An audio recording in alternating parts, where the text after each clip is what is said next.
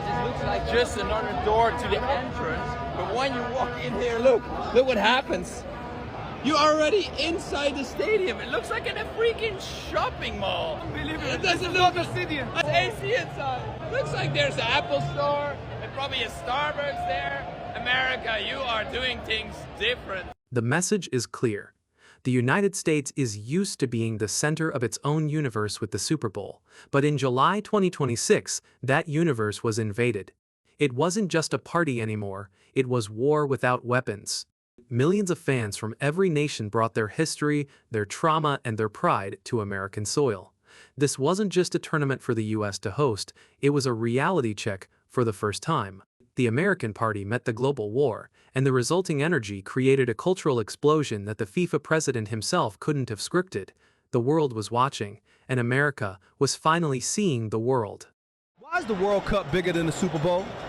Because the Super Bowl is America's biggest party, but the World Cup is the entire planet going to war without weapons. Let's be real. The Super Bowl feels massive because the NFL markets it like a national holiday, with celebrities, commercials, halftime shows, and one country acting like the whole world is watching. But the World Cup actually has the world watching. Doing things different is an understatement. When European fans walk through what they think is a normal door, they aren't just entering a stadium, they are entering a climate-controlled civilization. In the old world, a stadium is a field with seats. In America, it's a high-tech cathedral of commerce.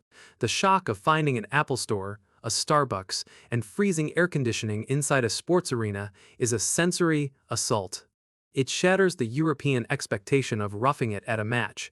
This infrastructure doesn't just host games. It serves the human desire for total comfort, making every other stadium in the world feel like a relic of the past.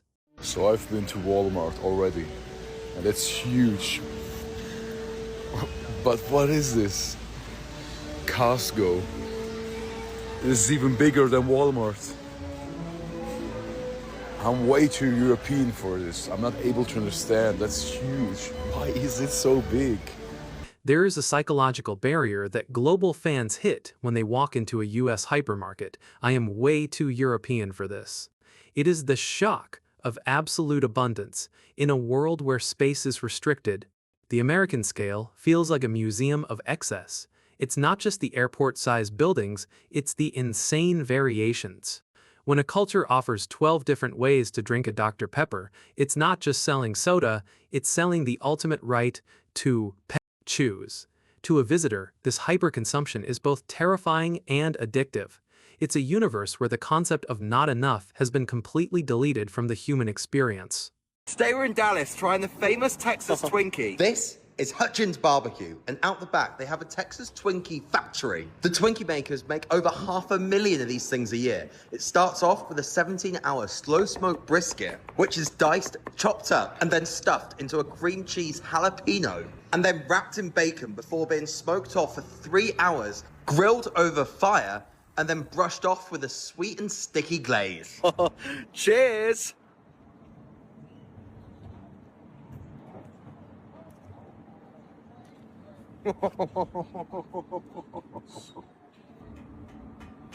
Wow. This is the death of the fast food stereotype. When fans describe a single snack as a 7-hour slow-smoked masterpiece, the narrative of American food being trash is incinerated. Global visitors discovered that American cuisine, especially in the heart of Texas, is a labor of fire and patience, but the real invisible weapon was the economy of generosity. The steak shock wasn't just about the taste, it was about the experience. Finding out that chips and red sauce are free and that a steak can be that good forces a visitor to realize how much they have been overpaying for mediocrity back home. It is an awakening of the senses that turns tourists into addicts. America, that is very weird to me as a Brit. You guys call it Harry Potter and the Sorcerer's Stone. But we don't call it that in the UK. In the UK, it's called Harry Potter and the Philosopher's Stone. The question is it a hot flash or a hot flush? It's a fucking hot flush. No, you get a flash of sudden hotness. Aye, and it's gone through your body. It's not going to flash through your body, is it? It flushes. It's a hot flush. No, but it comes on so quickly, so it's like a flash of hotness. I get you, but it's a flush. Well, you're feeling flushed, that's true, but we call it a hot flash. Oh, you might call it a hot flush, but that would make your whole nation wrong, I'm afraid. These linguistic collisions, the sorcerer versus the philosopher, the flash versus the flush, reveal a deeper truth. America has evolved into its own distinct planet, even with a shared language. The European mind finds itself in constant friction with American directness. These aren't just arguments over words. They are the cracks where two different worlds rub against each other. For the visitor, every weird American term is a reminder that they are no longer in control of the culture. They are guests in a nation that has taken the English language and injected it with its own raw, unapologetic energy. After the game, we went back to Boston, got in a cab, went to the airport to go home, and I thought, I'm not going home, I'm staying. So I get back out the taxi, I got another taxi straight back into Boston to come here to watch this game. The Boston people are amazing. This is it's the best city I've ever been in my life, bar none. It's incredible. The people, this is why I stayed. Soccer's taking over my brain. I don't know what to do with it. It's making me uncomfortable. I've never cared this much about sport. Soccer, of all of football, whatever you want to call it. But when I tell you I have never been this invested authentically, normally I'm here for the vibe, okay? I'm all for a good vibe. I'm all for community, chilling with my people, seeing what the vibe is, being with me hit the, you know what I'm saying? No, I was on the way to watch the match in transit, not driving. In transit, was watching it on my phone. Crazy. By the time the final whistle blew, the vacation had become a vow. Fans like this Scotsman in Boston realized that the warmth of American people, that invisible weapon of hospitality, was more valuable than any monument in Europe. When a sport like soccer takes over your brain in a country that used to ignore it, you know the energy is real. Millions of people who arrived expecting to leave found themselves looking at the exit signs with regret. They realized that the American dream isn't a vintage slogan. It's the feeling of community, vibe, and scale they finally found. As the world packs its bags, the question remains, why go back? When you have seen the scale of the giants, the masterpiece of the smoke, and the warmth of the people, the old world feels smaller than ever. What would you choose, the quiet stagnation of the past or a brand new day in the land of the giants? Let us know in the comments. This is World Decoding. Remember who you are, America. Don't forget to subscribe.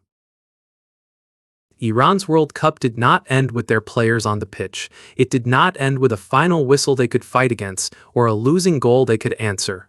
It ended in Kansas City, in a match they were not playing, between Austria and Algeria. When one header in the 93rd minute changed everything, Austria made it 3-3, and thousands of miles away from the action, Iran's last remaining hope disappeared. An unbeaten campaign, 3 matches without defeat, finished not because Iran lost, but because the tournament math finally closed around them. And then, Mehdi Taremi spoke. Iran's captain did not just talk about bad luck, he talked about broken promises, he talked about FIFA, he talked about the conditions his team had been forced to compete under at the biggest tournament of their lives. And suddenly, Iran's elimination was no longer just a football tragedy, it became a direct confrontation with the organization that runs world football. Before the controversy, understand the cruelty of the football itself. Iran were not beaten out of the World Cup, they were squeezed out of it. 3 matches, 3 draws, 0 defeats, in a group stage that eliminated 16 nations. Iran left unbeaten. They drew with New Zealand, held Belgium to a goalless draw, then fought Egypt in a match full of missed chances, VAR drama, and late heartbreak.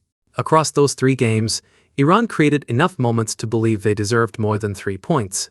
But football does not always reward what a team deserves. It rewards what appears on the table. So Iran had to wait. Croatia beat Ghana, Congo beat Uzbekistan, then Austria and Algeria produced the final blow. One late equalizer pushed Iran down to 9th in the 3rd place rankings. The top 8 advanced. Iran missed out by 1 place. That is what makes this story so painful. Most teams leave the World Cup because someone beats them. Iran left because every tiny margin went against them. Against Belgium, they produced one of the most inventive, attacking, Moments of the group stage. Ejassan Hajafi slipped a brilliant pass through the Belgian line, and Mehdi Taremi finished with elite composure. For a few seconds, it looked like Iran had scored a goal that would live forever. Then VAR intervened. Taremi was judged marginally offside. The goal disappeared against Egypt. The pain came in waves. Taremi won a penalty and missed. Later he hit the post with a header. In stoppage time, Shota Khalilzadeh thought he had won it, but VAR ruled it out. In the final seconds, Syed Ezzatullahi struck the crossbar from close range. Post-crossbar saved penalty, disallowed goals. Iran's tournament became a collection of almosts, but after elimination, the story changed. Mehdi Taremi did not speak like a player, simply hurt by bad luck. He spoke like a captain who believed his team had been failed. According to Taremi, FIFA President Gianni Infantino visited Iran's locker room after their opening match against New Zealand. He came face-to-face with the squad and staff and reportedly promised that the issues around their travel or preparation and conditions would be addressed. That is what makes Taremi's comments so serious. This was not a vague complaint. It was a specific accusation about a specific promise from the most powerful man in world football. And according to Taremi, that promise was not kept. Match after match, Iran continued dealing with the same difficult travel, tight recovery windows, and logistical problems their opponents did not have to carry in the same way. Elite football is not only decided between the lines, it is also decided by preparation, recovery, logistics, and time. At a World Cup, a few extra hours of rest matter, medical staff matter, recovery facilities matter. Travel schedules matter. Iran's complaint centered on exactly that, equal treatment and the support required to compete fairly. Their base in Tijuana meant repeated travel across North America. The tight time frames reportedly left them with less preparation time than their opponents. And according to Taremi, the recovery and logistical improvements they were promised did not arrive in the way they needed. That is why this is bigger than one unlucky elimination. If FIFA invites teams to compete under its name, it has a responsibility to make sure the football is decided by football, not by avoidable disadvantages outside the pitch. Iran's Football Federation had already filed a formal complaint asking for equal treatment in preparation and logistics, but by the time their tournament ended, there had been no public answer strong enough to close the issue. That silence made Taremi's words louder. When a federation complains, it can sound bureaucratic. When a captain speaks after elimination, it becomes human. Suddenly, the issue has a face and a voice. FIFA can respond with statements, procedures, and official records, but Taremi placed something harder to erase into the story. The image of a locker room promise, a direct assurance, and a team that believed things would improve. If those words were spoken, then the questions are obvious. What exactly was promised? What changed? And why did Iran's players still feel abandoned? Then came Kansas City. Algeria versus Austria became the final door Iran needed to stay open. For a moment, it did. When Riyad Mahrez scored late for Algeria, Iran were suddenly alive again. A winner had emerged. The draw that would kill them was gone. Their impossible path existed then. In the 93rd minute, Sasa Kalajdzic rose and headed in Austria's equalizer. 3-3. The door slammed shut. Austria and Algeria went through. Iran were out. That is the image that will haunt this campaign. Iran eliminated by a goal scored in a game they could not influence. After a group stage where they never lost, after a tournament where their captain says they were promised better and did not receive it, one play short, one VAR line short, one post, one crossbar, one late header short of history. This is why the story cannot end with Iran simply being unlucky. Luck is part of football. VAR lines, missed penalties, late goals, posts, and crossbars are part of football. But preparation is supposed to be part of fairness. If FIFA expands the World Cup and sells it as global inclusion, then every team invited into that tournament deserves real support, not just the famous teams. Not just the commercially powerful teams. Every team. Iran's case asks a difficult question. Did FIFA provide equal conditions to every squad, or did one team spend the tournament fighting disadvantages that should never have existed? Taremi has put that question into the public record. Iran's federation has put it into the formal process. Their coach has put it into emotional words. And now FIFA has to answer not just as an organizer, but as the institution responsible for the credibility of the competition itself. Iran came to this World Cup chasing their first ever place in the knockout rounds. They left with the same official outcome as before, but not the same story.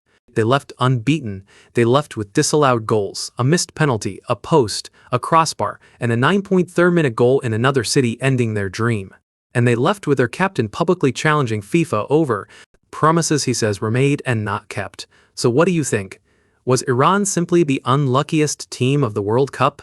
Or does Taremi's accusation reveal something deeper about how FIFA treats teams outside football's inner circle? Drop your take below and stay with us, because this story is not finished until FIFA answers.